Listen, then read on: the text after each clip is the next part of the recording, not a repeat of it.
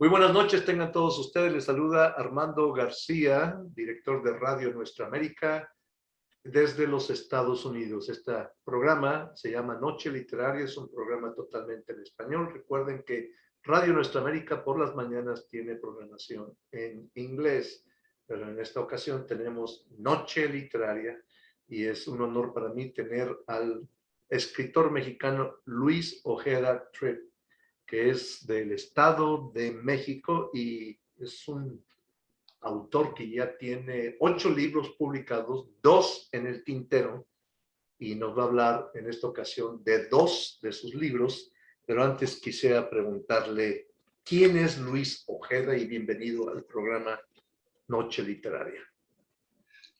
Muchas gracias, Armando. Es un gusto estar aquí en tu programa, sobre todo en esta participación y esta oportunidad que me das de poder presentar algo del trabajo que tengo, sobre todo de las novelas. Como tú sabes, el trabajo de un novelista es un trabajo arduo, es un trabajo en silencio, como se escribe. Yo tardo de 1.5 a 2 años en generar una historia. Vivo ese tiempo, vivo la historia, vivo con el personaje, duermo con el personaje, y todo esto uno lo hace solamente con aquel sentido que en alguna ocasión nos tocó o tuve la oportunidad de que a alguna persona les regalé algunas obras mías y después de leerlas, después de hacer comentarios, lo primero que me dijeron fue: gracias, me gustó tu historia. Cuando uno recibe y le entra en las venas ese gusanito, a lo mejor es especial, de que a alguien le haya gustado un trabajo tuyo, es cuando uno dice, este es el camino. Este es el camino y este es lo que a mí me gusta hacer. Soy universitario, soy egresado de la UNAM, estudié medicina veterinaria, después estuve metido algo en filosofía, me capacité en algo de literatura en Barcelona y después estudié para guionista en Morelia, Michoacán, con la idea de lograr que una de mis obras llegara al cine. Ahora estoy aumentando esa posibilidad, buscando lo que te había dicho en Netflix. De las obras que yo tengo, como te decía hace rato, unas están transmitidas en Amazon y el comentario es que están ahorita, dos de ellas están en una promoción gratis. O sea, que el que pueda entrarle a Amazon busca Luis Ojeda Tripp, El Naturalista. Es una obra que hoy y mañana la pueden sacar en cualquiera de las formas que se está dando y la pueden leer, y qué gusto me daría que por medio de tu programa el que la lea te haga algún comentario, que te diga, oye, es buen escritor, es mal escritor, no me gustó, que la vean, que son historias. El problema del análisis de una novela es que se vuelve un producto que va funcionando a largo plazo, porque no una historia de 320 hojas, 350 hojas, no se lee de un día para otro. Pero si les gusta, yo tengo muchos amigos que la han leído y me han dicho, qué bárbaro. Y te hago el comentario de uno de ellos, El Naturalista. Anduve a un amigo que me interesaba que la leyera pidiéndole. La tomó y me dijo, sí, la voy a leer, déjame ver. Pasaron 6 meses y me empezó a buscar. Ya que me encontró, me dijo, mira, te soy franco, dejé tu libro por ahí, pero en una charreada me caí y me fracturé la pierna. Tuve que estar inmóvil. Entonces tomé tu libro. ¿Y qué crees? Y ya me lo dijo con otras palabrotas. Qué buen libro. Ojalá ese sería el gusto que me daría, que alguien nos hiciera el favor de bajar estas obras y la leyera. Te voy a comentar de dos obras y platicarte algo de la novela. Porque la novela no es solamente sentarse a escribir.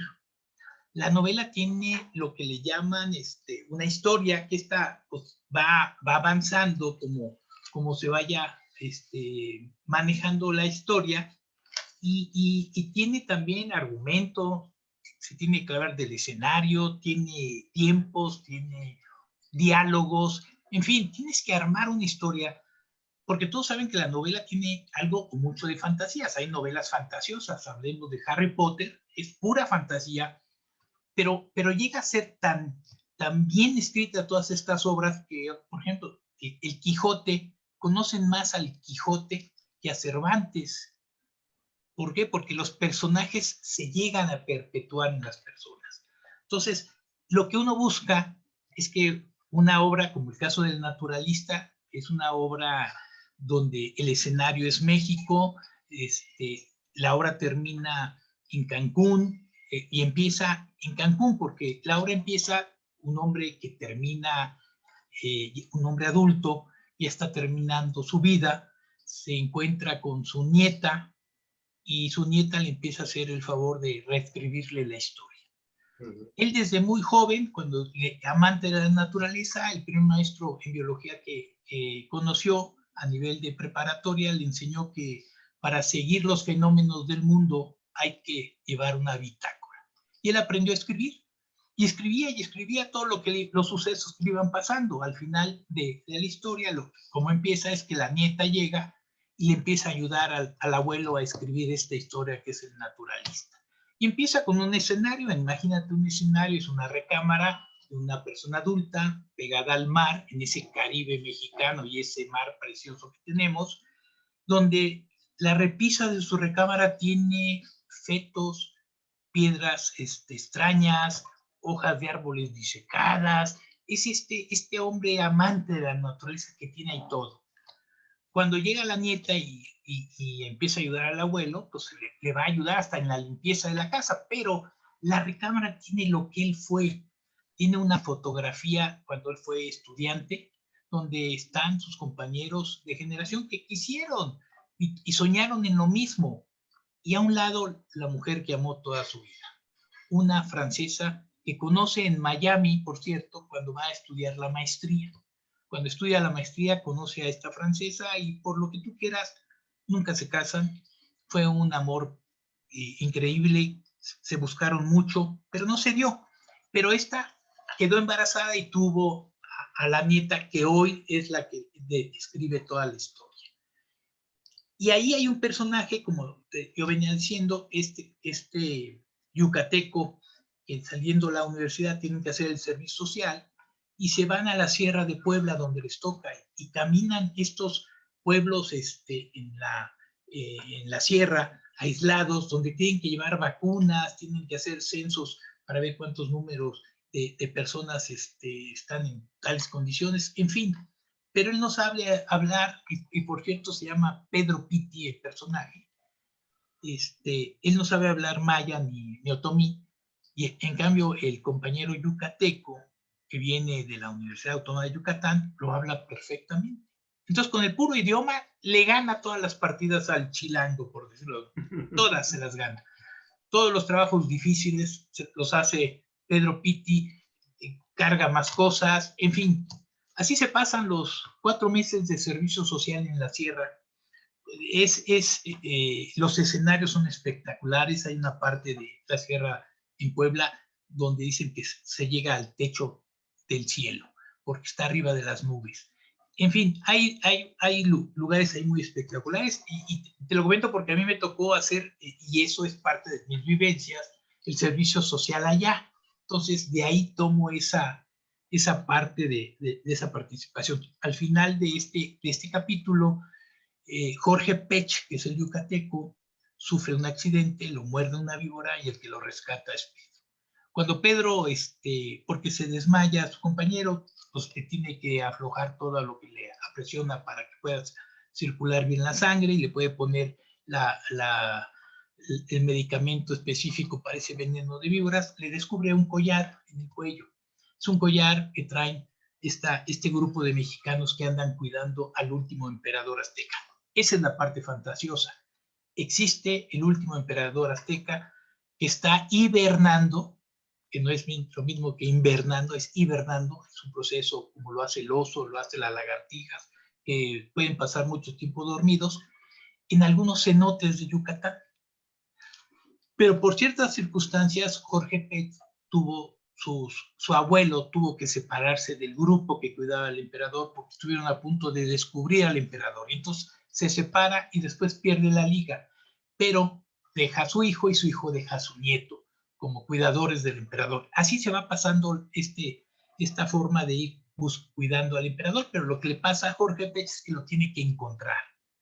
Tiene los rastros, o sea, tiene algunas indicaciones, y cuando lo salva Pedro Pitti, lo invita a que él sea su hombre espejo, que es el que va a heredar la investigación. El caso es que terminan el servicio social, Jorge se regresa a la Universidad Autónoma de Yucatán con un buen puesto, Pedro entra a una fundación a seguir trabajando con los venenos de víbora, busca una beca, le dan una beca, se va a Miami a estudiar, en Miami estudia la maestría durante 2 años y medio, conoce a Valérie Michelet y se enamora perdidamente, es la mujer de su vida. Pero Valérie Michelet, francesa, hay otras condiciones, pues sí quiere, pero no quiere un compromiso. Al final de cuentas, él termina primero la maestría, regresa a México a incorporarse a la universidad, a seguir trabajando. Ella tarda 1 año más en terminar la maestría, pero terminándola se va a trabajar a las Naciones Unidas y después la mandan a hacer una investigación a Tabasco. Y ahí invita a Pedro. Y la investigación es ver cuántos jaguares existen en Tabasco. Entonces, hacen una expedición donde vienen de las Naciones Unidas, va el gobernador de Tabasco y hacen toda esta parafernalia, todo este tipo de cosas. Y al final salen ellos dos y después de 1 mes, mes y medio, descubren a los primeros cachorros de jaguar cuando ellos están atrás de un campamento sin moverse, con una grabadora, viendo a ver a qué hora salen los animales o si los encuentras, pero en ese momento pasa arriba de ellos la madre, los cachorros se están bañando o están jugando con el agua, y esto los motiva a tal grado pues, que terminan haciendo el amor. En todo este recorrido, la idea es platicar cómo llegan ellos a un lugar donde se hace el chocolate. Él explica cómo se hace el chocolate.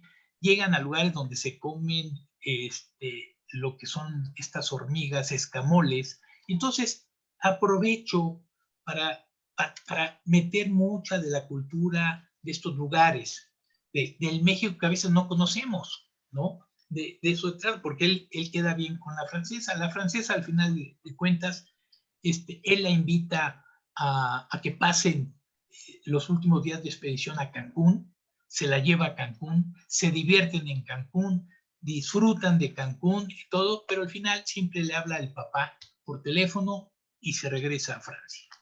Pero no sabe que ya va embarazada, ni él tampoco. Total, él regresa otra vez a la Ciudad de México a seguir trabajando en la universidad, le pasan unos días muy difíciles, muy pesados, está enamorado, como nos hemos enamorado todos los hombres por una bella mujer apasionada, y decide ir a Francia, y pedirle su mano. Va a Francia, vuela para allá, por cierto, le tiene pavor a los aviones, pero se sube, y ahí va él sufriendo, pero llega a Francia. Total, consigue hablar con ella, quedan de verse en un lugar donde, por cierto, tocan música latinoamericana, tríos y este tipo de cosas. De hecho, el trío que él contrata es de 2 mexicanos y un peruano, creo que algo así. Y le pide que toquen una canción especial cuando ella llegue a la mesa. Y sí, llega ella a la mesa, se pasan toda la noche, pero al final ella le dice que no, que no, ella tiene que regresar. Ella se va, él se queda muy triste, el trío pues, ve que su plan no funcionó y lo invitan a que lo acompañen a ver otros bares donde ellos tocan. Total, él se emborracha. Despierta él en el departamento del trío, que ya también son jóvenes estudiantes que están haciendo su licenciatura allá en Francia y tienen que dejarlo, pero él pues tristemente regresa al hotel, agarra sus cosas para regresarse a México. Ahí tengo un personaje que es el chofer de la francesa, que es el que al final de la historia le describe a Pedro todo lo que pasó en realidad. En realidad el papá había mandado casi matar a Pedro si no dejaba a su hija, porque sabía que ya estaba embarazada, ya lo sabía el abuelo. Entonces estaban en que no se lo podía llevar el mexicano y no podía saberlo. Él lo sabe hasta el final que tiene nieto. Pero en todo ese rollo él regresa a México y tiene una cosa que tenemos mucho los mexicanos, esto de lo familiar, de recurrir siempre cuando estamos heridos a la familia. Pedro Pitti llega al aeropuerto de la Ciudad de México ya medio alcoholizado por la tristeza. De hecho, se encontró un francés de buenos modos que platicó muy bien con él y al final, sin saber por qué él, en vez de dar la dirección de su departamento, porque ya vivía en un departamento, da la dirección de la casa familiar. Lo recibe el papá y la mamá, lo atienden, al otro día lo regañan, ¿qué le pasa? Que es alcohólico, o sea, sufren los papás. Pero es un tema que se da mucho en México, ¿no? La mamá es un pilar muy importante, ¿no? La mamá sufre por lo que le pasa al fin.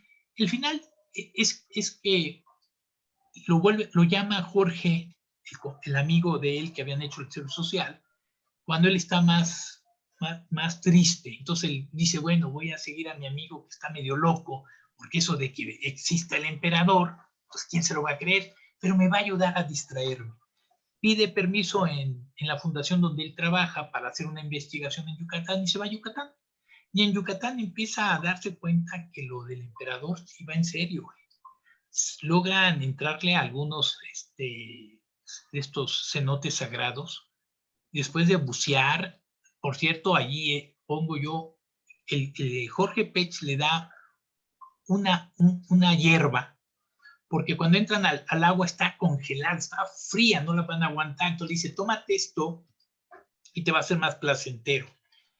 Eso que se toma al final de la historia, él piensa que a lo mejor lo drogaron, que no existe, y duda de todo lo que pasó. Pero el caso es que cuando van en este cenote nadando, encuentran una parte que parece que tiene escaleras. Dicen, no es posible que aquí en el fondo alguien ha hecho escaleras. Total, que logran medio salir con esas escaleras y sí, encuentran unas piedras que parecen planchas, que parece que ahí dormía alguien. Y para gusto de todo mundo, del lado derecho encuentran una puerta, un escenario como una pequeña cueva ahí, donde está el penacho de Moctezuma. No el que tienen allá en Europa, no, este es el verdadero. Entonces los dos disfrutan de haber encontrado eso. El Pedro Pitti se quita las lámparas porque trae el equipo para bucear y traen las lámparas de luz, se lo quita y lo primero que hace es ponérselo. Entonces le queda muy bien y dice, esto me da fortaleza. Entonces el yucateco dice, ahora me lo pongo yo. Pero el yucateco, ya sabes que son cabezones, no le entra. Y entonces nomás se lastima las orejas y todo hacen el escenario, pero el yucateco le dice, no toques nada, todo se queda como está, porque seguramente esta es una de las cámaras de hibernación que utiliza el emperador cuando lo necesita.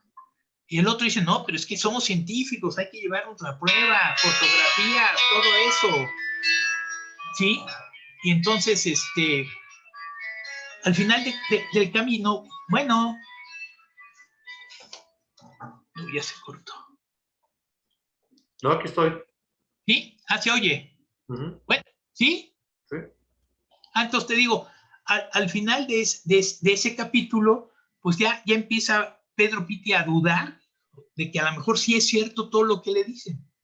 Entonces, la siguiente prueba que quiere hacer Jorge Pech es entrar en una fase de hibernación. Buscan una cueva más adelante, él dice que va a durar 30 días sin comer, sin tomar alimentos, y le pide que sea su testigo Pedro Pitti. Le dice, como médico me vas a tomar todas mis datos fisiológicos y van a bajar. Mi corazón va a latir casi por minuto 1 o 2 veces. Mi respiración se va a bajar al grado. Ya me preparé para eso. Y además trae un polvo de hongos que lo va a ayudar a que esto fisiológicamente baje. Entonces Pedro Pitti sufre más que Jorge, que se acuesta, se tira en una manta, en una tilma, y empieza a pasar ahí el proceso para bajar todos sus signos y poder durar 30 días sin alimento y sin agua. Aunque prepara a Pedro para decirle, voy a regresar a tomar agua, no te vayas a asustar.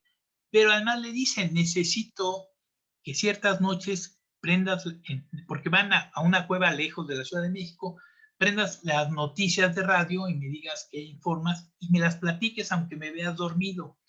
Dice, y por más que me veas que pierdo el color de la piel, que son cosas que nadie ha experimentado, pero si lo logro, voy a demostrar que el emperador existe, que está hibernando. Logran hacer la prueba, la logra pasar, pero el que acaba muerto, es Pedro Pitti el que lo estaba cuidando. Le crece la barba, al otro no, sufre por las comidas, la cueva es muy fría, en fin, al final lo logran, pero tampoco lo dejan a él documentar la historia. Entonces, al final de todo esto, pues pasan el tiempo, Jorge Pech quiere hacer la última experiencia en una de los cenotes sagrados, pero fallece el padre de Pedro Pitti y ya no va Pedro Pitti a alcanzarlo. Cuando se entera Pedro Pitti, después de 3 meses de haber fallecido el papá de Pedro Pitti, y va a buscar a Jorge, Jorge se había ido a hacer la investigación.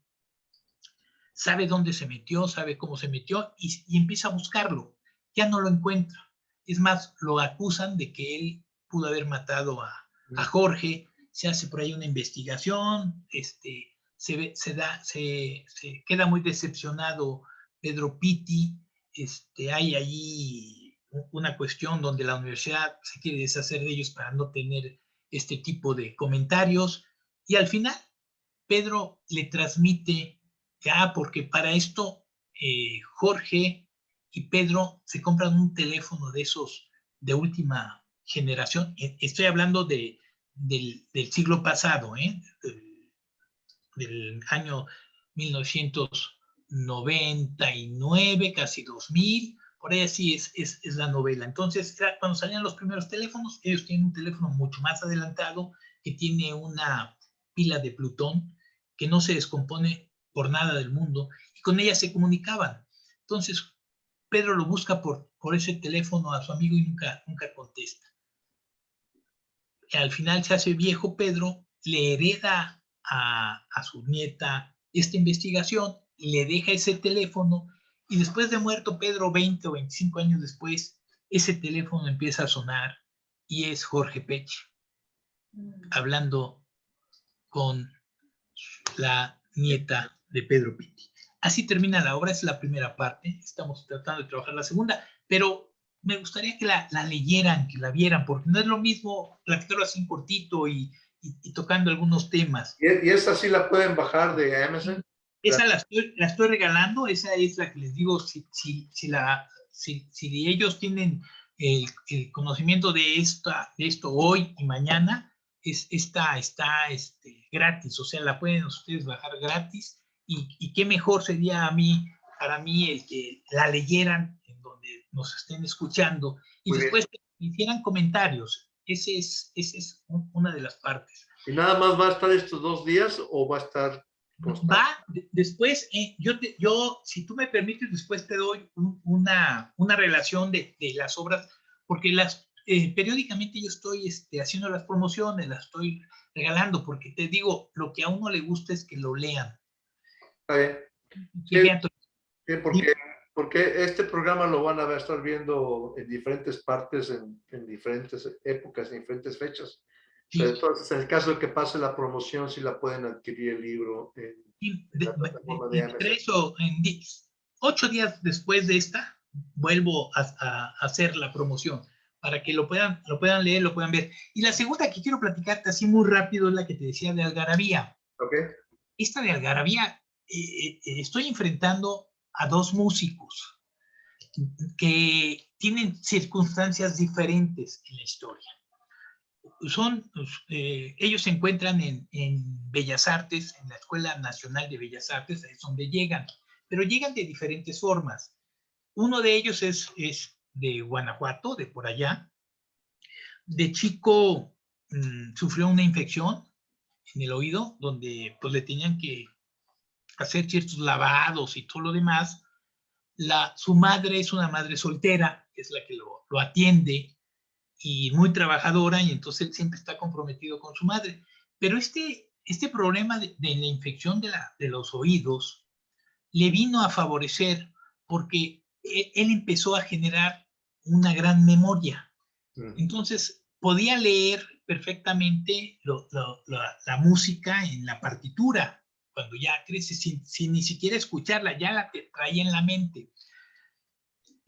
Él tiene lo que a él le pasa, lo que es lo fantasioso que se maneja aquí, es que él puede estar, hay un fenómeno que le da a las madres, a las mamás, que cuando su hijo llora de una señora, entre tantos hijos, las señoras saben cuál es el suyo. O sea, como que el cerebro bloquea todos los demás ruidos para exclusivamente escuchar el sonido de su hijo. Bueno, él le pasa igual. Él se da cuenta que puede diferenciar las notas y separar las demás. O sea, una orquesta o la sinfónica está compuesta por 110 músicos. Él podría en un entrenamiento o estar dirigiendo la orquesta, él podría en su mente dejar en silencio todos los instrumentos menos el piano. Y entonces podía escuchar muy bien cómo estaba la partitura del pianista. El director de orquesta, acuérdense que trae la partitura de todos los instrumentos. Los músicos, los violinistas, los del violonchelo, los pianistas, traen exclusivamente la partitura de ellos. Entonces, él lo que podía hacer es que escuchar una sinfónica y él bloqueaba en su mente los sonidos y podía distinguir muy bien. Uno de los violinistas en el mundo más famosos y que alcanzó estos movimientos musicales y la arte en términos generales es Paganini. Es uno de los violinistas que toca las piezas más difíciles. Bueno, este joven de provincia tenía esa facilidad, podía tocarlo. Por eso entra a la Escuela Nacional de Música para hacerse primero violinista y después alcanzar el grado de director. El otro compañero, que también es un buenazo, viene de una clase acomodada donde su papá había sido también director de la Sinfónica, su abuelo también era director de la Sinfónica, y entonces por herencia tenía que ser él también director de la Sinfónica. Los dos compiten en este tema y lógicamente hay una bailarina en la Escuela Nacional de Arte que los enamora. Entonces empieza la competencia entre los dos. La diferencia es el sentimiento. El compañero que se enfermó, que por cierto se llama Severiano que padeció de los oídos, tiene esa virtud y él cuando toca con sentimiento alcanza los niveles más altos que puede tener un violinista. Pero también tiene un problema, cuando tiene depresión se puede caer, puede llegar a los peores límites. En cambio, el otro joven que se llama Mariano, el caso de Mariano es de esos compañeros que buscan la perfección y que están todo el día trabajando y a todas horas. Entonces, él tiene ya un grado para alcanzar el lugar. Los dos compiten por la misma compañera, la gana Severiano, se casa Severiano, tiene 5 hijos, de los cuales son 2 mujeres y 3 hombres. El menor de ellos, porque hay unas diferencias ahí entre lo que pasa, porque el caso de Severiano, después de que sale de la escuela, le dan un puesto en la Sinfónica Nacional como primer violinista. El otro compañero se va a Europa a prepararse y logra dirigir sinfónicas de Londres, de Viena, de los países más adelantados. Logra ser uno de esos directores que levanta toda la... El caso de Severiano, pues él tiene que luchar, se casa aquí, empieza a buscar ser el director de la Sinfónica Nacional. Uno de los que fue su maestro se vuelve secretario de Cultura y entonces lo ayuda a llegar. Llega él y él tiene dentro de sus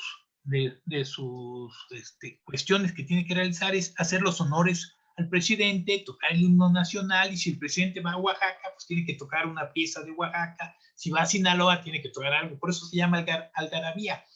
Y entonces, ¿qué es lo que estoy tratando? De que en cada lugar que va, toco a un personaje, la pieza de ese, por ejemplo, el caso de, creo que es Chiapas, esa de Dios nunca muere, el vals de Dios nunca muere, perdón, es Oaxaca, es una de las que se toca, y ahí es terrible. O sea, trato de meterle algunas palabras que puedan diseñar la forma de felicidad que puede dar una orquesta de estas tocada en vivo, ¿no?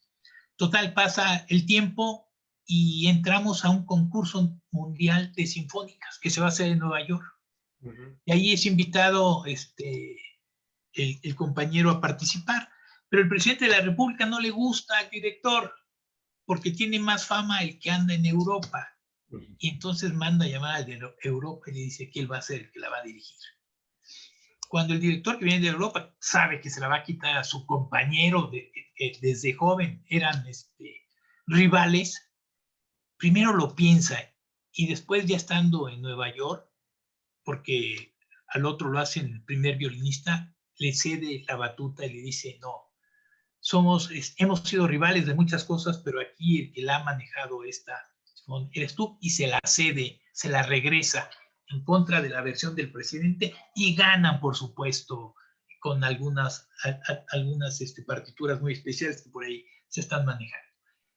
Al final de la historia ya no regresa, él se separa de su mujer, la historia la platica el hijo menor, es una historia, y va a terminar esta historia donde este hijo menor tiene una presencia muy especial en toda la familia. Es de esos niños que desde chiquitos son muy vivos, y a veces eso se vuelve incontrolable lo que dice, ¿no? Que dice uno: está muy chiquito para que diga eso, ¿no?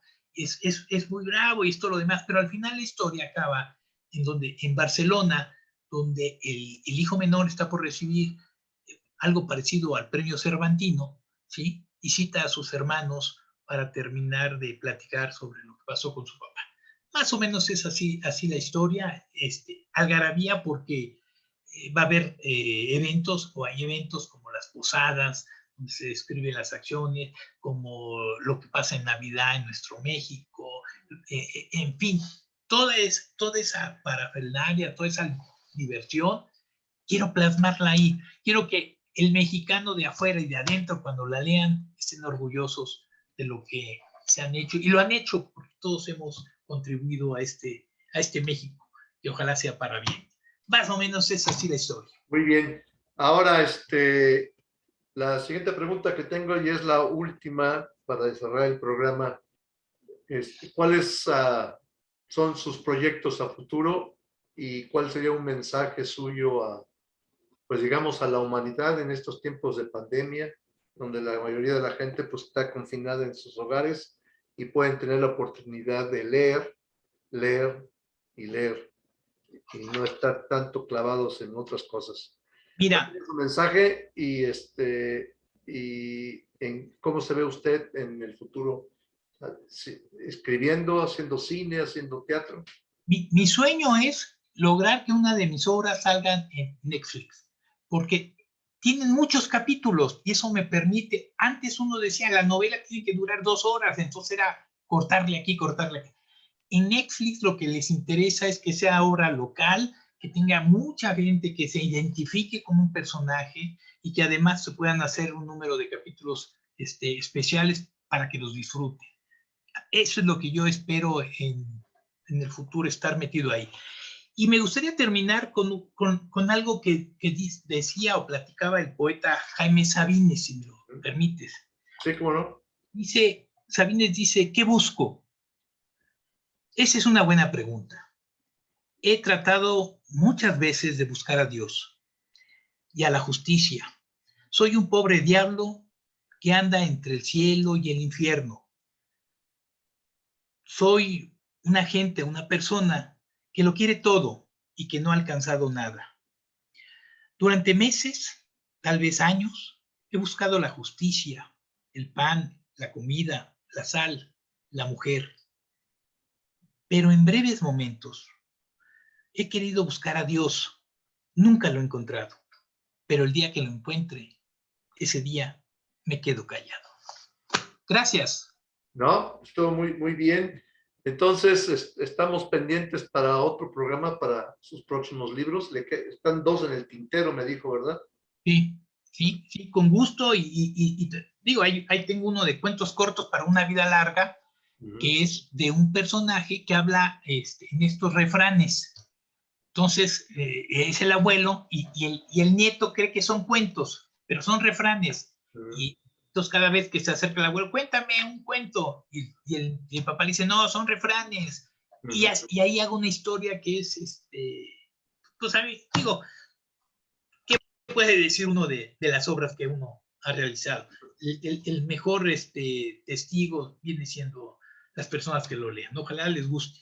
Así es. Bueno, pues le agradezco mucho haber aceptado que lo entrevistara en este programa Noche Literaria y espero que no sea la última vez y podamos charlar sobre los futuros 2 libros o sobre alguna promoción que usted tenga de los libros que ya están en existencia. Con muchísimo gusto, si tú lo ves conveniente, cuando tú me digas, y voy a tratar que se enfoquen estas promociones en el momento que tú lo consideres para que las personas que te escuchen además se lleven de regalo el libro, porque lo único que uno busca es que lo lean.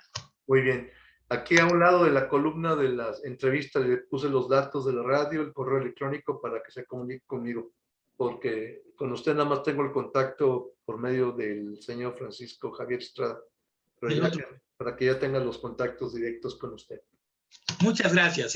Al contrario, que la pase bien y que Dios lo bendiga. Hasta pronto. Abrazo. Hasta luego.